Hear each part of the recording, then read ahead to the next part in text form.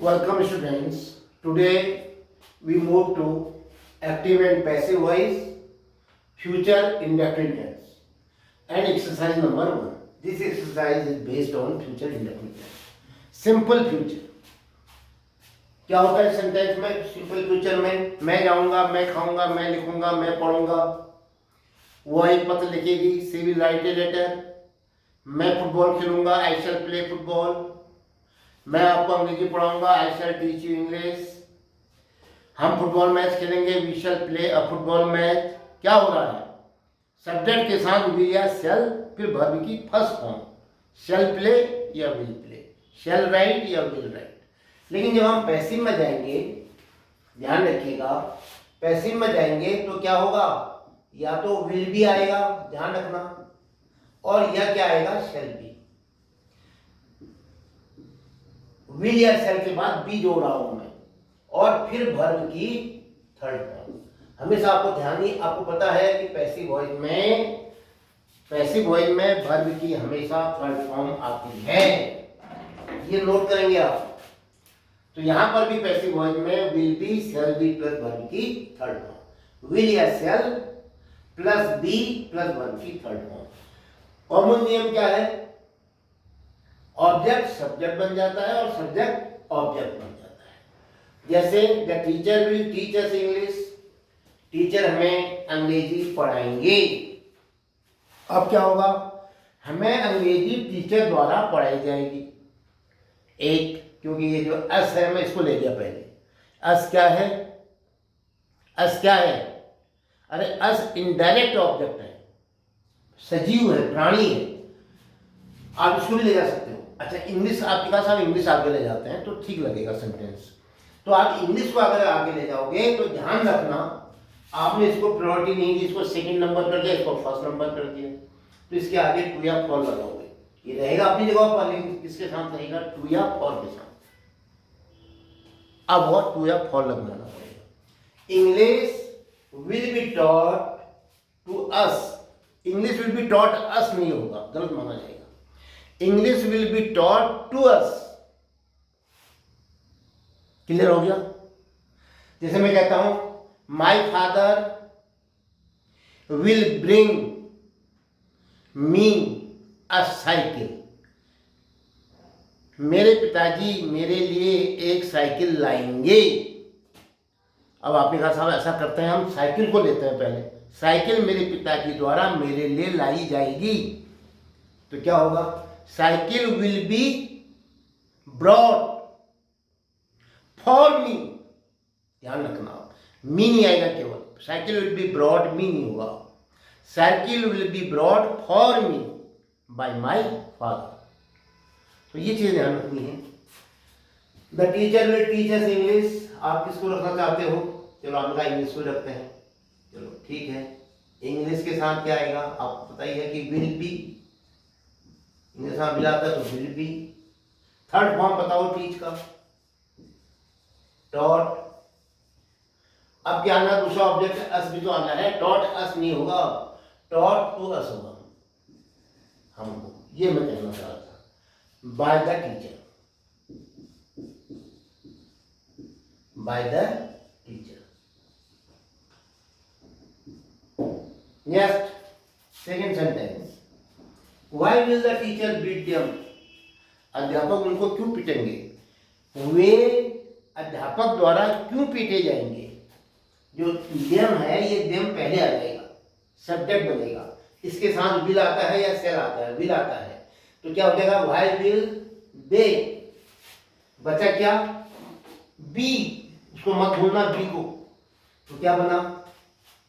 बोलो, why will they be, verb की third form लाओ बीट की, beaten.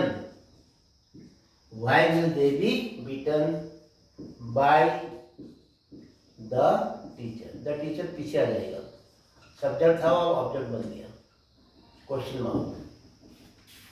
Why will they be beaten by, बताइए, the teacher. Third, we shall complete our homework tomorrow,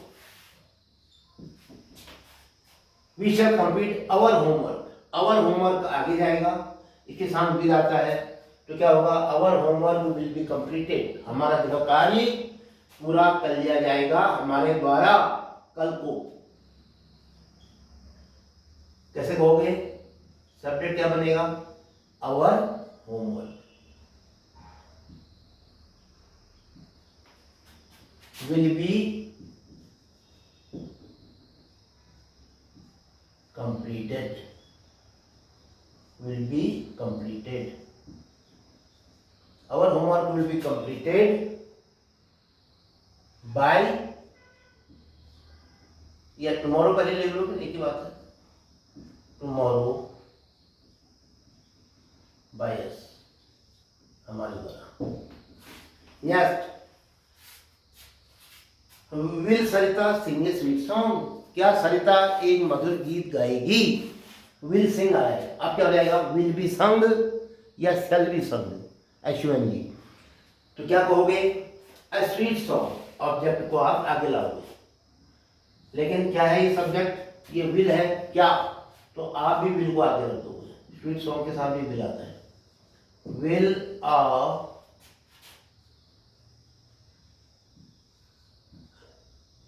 sweet song, क्या भूलना है आपको, बी नहीं भूलना है, बी थर्ड फॉर्म लाओ, sung by Sarita,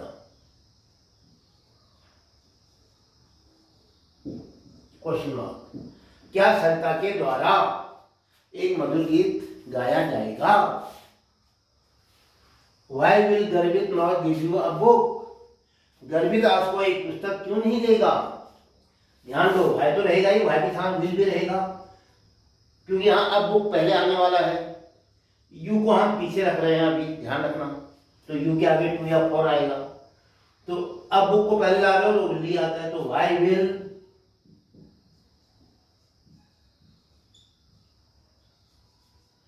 will a book, why will a book, not है तो नॉट लगाओ, फिर बी लगेगा, नॉट बी, गिव की थर्ड फॉर्म लाओ, गिवन, अब क्या है, यू तुमको, तो इसके आगे टू लगाना पड़ेगा, केवल यू करके काम नहीं बनेगा, अगर आप यू लिखोगे तो गलत माना जाएगा, to you, why will a book not be given to you by गर्वित,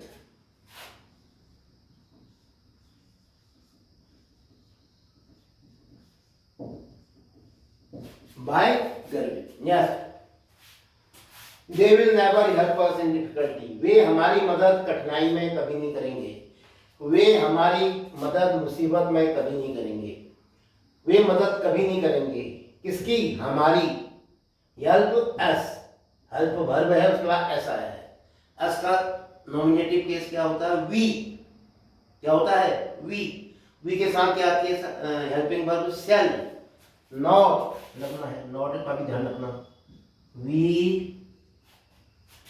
शैल, नॉट है नेवर, नेवर तो नेवर को नेवर के रूप में रखो, वी शैल नेवर, क्या आना है, याद है, शैल बी, ये बी अब आएगा, we shall never be, help की थर्ड फॉर्म लाओ, पैसिव में हमेशा थर्ड फॉर्म आती है, we shall never be helped in difficulty, मुसीबत में,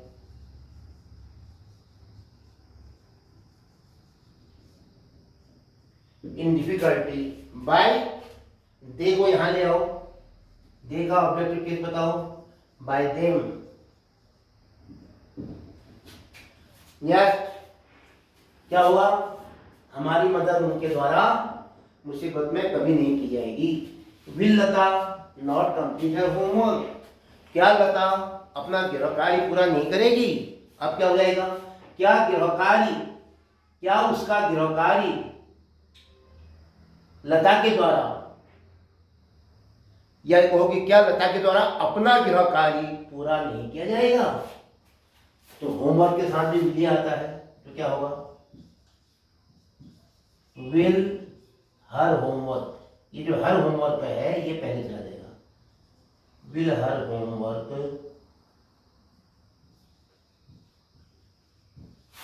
will her home work not आया है। अब याद रखो क्या आना था, ये विल बी शैल बी कहता हूं मैं हमेशा, बी आना था पैसिव में। Will her homework not be complete की थर्ड फॉर्म लाओ, कंप्लीटेड बाय लता।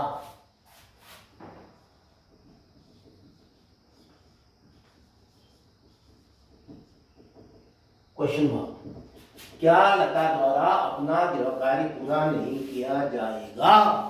ये इसका पैसिव हो गया। आपको इतना याद रखना है कि पैसिव वॉइस में will be shall be plus verb की थर्ड फॉर्म आती है। इसके साथ ही ये वीडियो समाप्त होता है। जय हिंद।